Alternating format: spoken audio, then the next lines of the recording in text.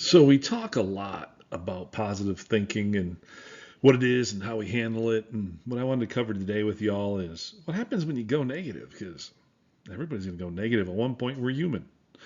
So now what do you do if you go negative? And that's what today's all about, because positive thinking, again, is a constant search for positive thinking. You are constantly searching, you are constantly working towards it, even though negativity just goes naturally. It just comes. So another way of saying it is being positive must be pursued in order to stay positive. But that doesn't mean we're always going to be positive. So when you go negative, what do you do about it? Well, today we're going to talk about the two key things. And the first one is awareness, because without that, nothing works. And then the second one is about how do you get rid of that negativity. So awareness is everything. So when you're trying to understand what positive thinking is, awareness is what allows you to do something about it. Because if you don't know what's going on, how do you change it, right? So your thoughts and your actions have to be aligned on things. So if your thoughts are negative but your actions are positive, you're not true to yourself. You're actually negative because you're faking it. Faking it doesn't count. Your internal thoughts and your actions, as well as your external thoughts and your actions, are all included in going negative. If one side is going negative, you actually probably went negative.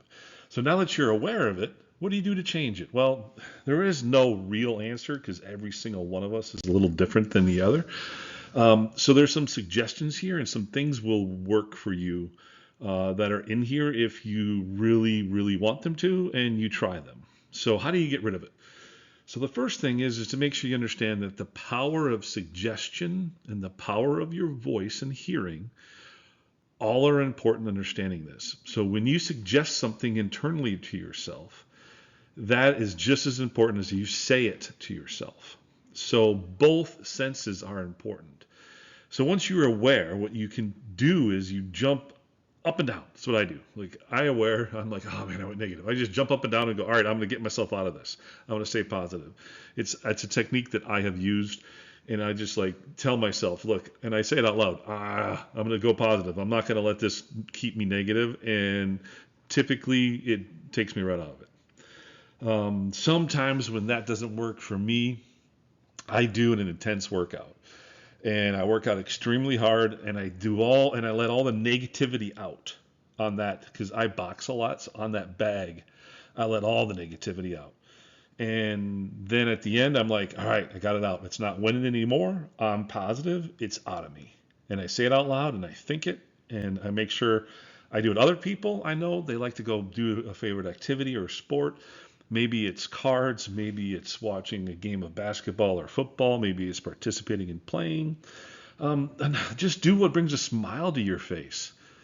Any of those things are fine, but remember, is that you need to be able at the end of it, once you get yourself back, say out loud and internally, no, I'm going back to positive. I'm going to stay positive, and I'm getting rid of that negative feeling.